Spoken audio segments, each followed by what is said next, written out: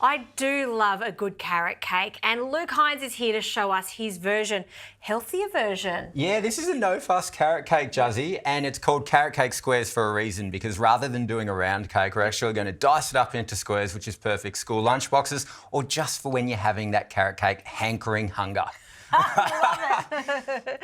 So what can I do to help? So I need zest. Any good carrot cake should be zesty. So we're using lemon today. You could use lime if you've got those. Use whatever citrus you've got. I've actually made this with orange before and it was next level. So it was so good. Now, whilst you do that, I'm going to whisk up eggs. So I've got 8 eggs. Now, I know that sounds like a lot, but it really ups the protein in this particular cake. But it helps hold it all together because we are using coconut flour. Right, okay. Now this is what I love about your recipes. You take a classic, like a carrot cake, and you spin it around, flip it on its head, and then make it so everyone can enjoy it. So if you are gluten intolerant, you can have this cake. Yeah, this is perfect. Now, the reason I like to use a lot of liquids here with the 8 eggs, the coconut oil, and a hell of a lot of maple syrup is because when you use gluten-free flours, they can actually be a little bit dry. So coconut flour in particular absorbs so much moisture, which is why we're getting, you know, a good cup of coconut oil in there and also a good cup of maple syrup. And maple syrup, let's be honest, brings a beautiful sweetness to a carrot cake.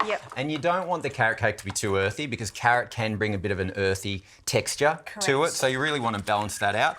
While I'm whisking the eggs, the coconut oil and the maple together, I'll get you to put the lemon juice in. Lemon juice. And the zest when you're ready. Yes, sir. And then I am going to put a little bit of vanilla bean in there as well. I just go by sight. Now, if you're a fan of vanilla bean, this is the cake for you today. Now, I'd love you to get onto the dry ingredients. So, combination of 2 gluten-free flours, coconut flour and arrowroot/tapioca flour. Different brands call them different things, but they're the same thing at the end of the day. And what that does actually helps bind. It's a really good binding agent, but you could use rice flour or corn flour as well. Yep, great alternatives. So I'll mix that. And then any good carrot cake needs spices. So we're going to do cinnamon, ginger and nutmeg. They're like my 3 go-tos when it comes to carrot cake. They're the basics, get them in. They're very festive too. I always think of Christmas when you say those spices. Yeah, kind of like also a bit Eastery with the hot cross bun vibe. Yep, absolutely. Hello. I love that. And a bit of rising agent. Yeah, got to make it rise. So we're using gluten-free baking powder here. Make sure we get some good height on the cake. Now, whilst you bring that together, I am going to put of course, it's carrot cake, the carrot into our wet ingredients.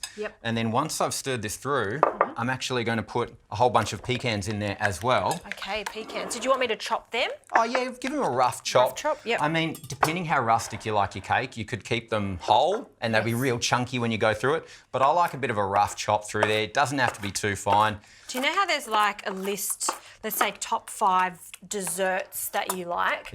I would even put this in my top 5. Top 5? Yep, I'm saying desserts, not just cakes, but desserts in general. I just love the carrot.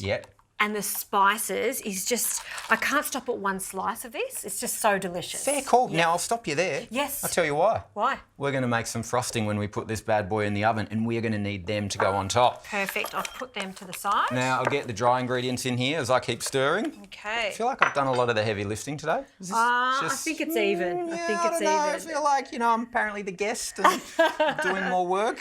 In Justine's kitchen, it's teamwork. I like your new kitchen. It's looking good. It is, isn't it? It's a bit blue. It's a bit French provincial on a farm. Exactly, that's what I was going for. And you're about to make your own kitchen soon, is that right? I am. Now we're going from French provincial to modern mid-century. We're talking cactus and palm trees, and that is because I'm super pumped to announce I've got my own show.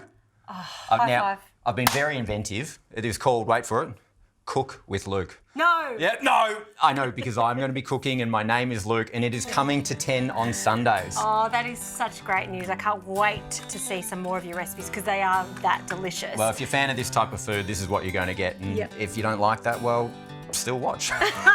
So this cake, we've got our square tin here. It's going to go in there with a bit of baking paper into the oven. Temperature for how long? 180, 30 to 40 minutes until golden brown on top. Now it's time to make our lemon macadamia frosting. So whilst I get some lemon juice and zest, can I get you to combine in a food processor some macadamias that we've soaked overnight? Right, why do you soak them? So that they're super moist, and when you put them in a food processor, they blend until they're lovely and smooth. Okay. And then in there, we're also going to do some coconut oil, which help it set, and some maple syrup to bring some beautiful sweetness. Now, we're going to get that beautiful creaminess for the frosting in the form of coconut cream. So I'll measure you about half a cup for that one. Okay. Again, with all of my recipes, they're pretty freewheeling. So if you go a little bit under, a little bit over, they still work out. Now, the last thing we need whilst I finish off this lemon zest is a good dose of vanilla bean. So get that in there. In it goes. I'll get all of that zest. Usually when you do a classic carrot cake, you put cream cheese on top. Because I've made the base of the cake gluten-free, I've made the frosting dairy-free. So for anyone with an intolerance, this is the perfect recipe, but it's also refined sugar-free too. So for those who are trying to watch their added sugar intake, this is absolutely perfect. And we are good to go. Once this is in, you can blitz this baby up. Sounds good.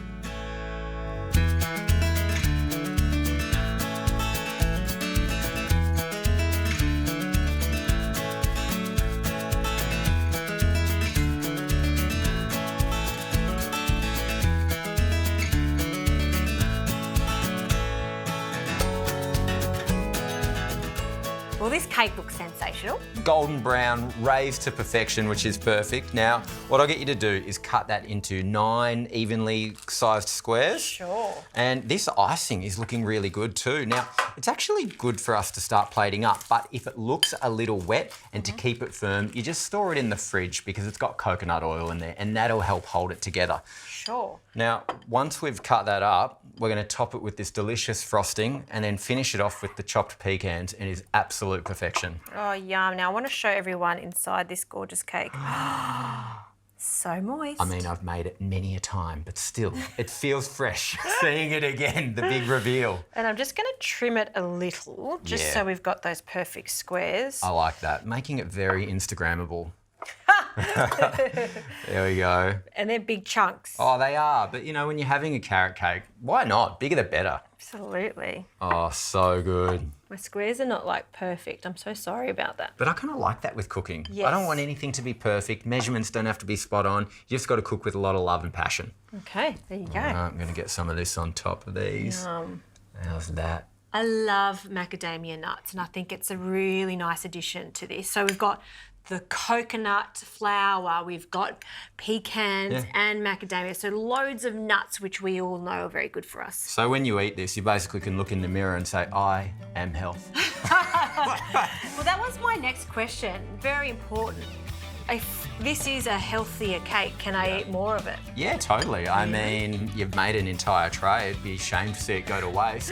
This is true. This is true. Now, these look too perfect, so I'm just going to have a little taste of this because I've got to try. Yep. I need some of that beautiful... A little bit of that. Yep. Get that onto it. Yep.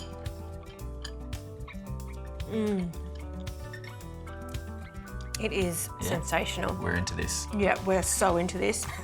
I love that cake, Luke. Thank you again. Thanks, Chuzzy.